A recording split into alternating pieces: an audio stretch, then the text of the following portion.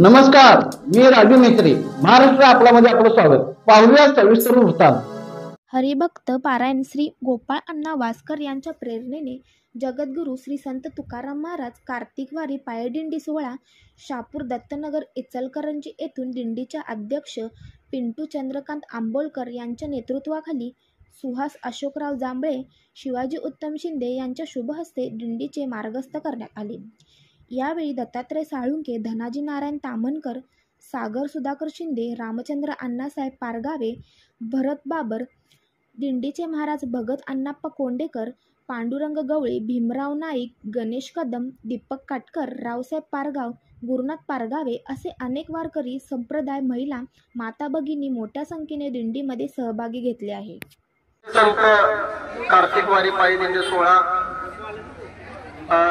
हरिभक्त परायण गोपाळांना वासकर यांच्या प्रेरणेने जगद्गुरू श्री संत तुकाराम महाराज पालखी दिंडी सोहळा पायी दिंडी सोहळा शहापूर दत्तनगर इचलकरंजी आज दिनांक 25/10/2025 आज प्रस्थान होत आहे.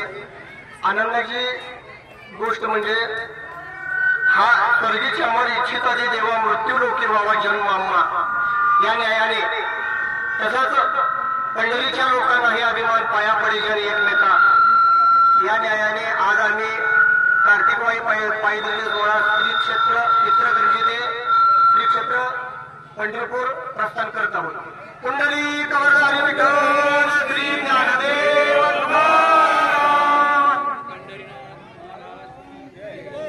दिंडी सोहळा कार्तिकवारी निमित्त या वारीचे कार्याध्यक्ष मान्य श्री पिंटूजी आंबोलकर तसेच समस्त वारकरी बांधव तसेच भागवतजी महाराज यांच्या शुभ हस्ते ही पायी दिंडी सोहळा संपन्न झालेला आहे.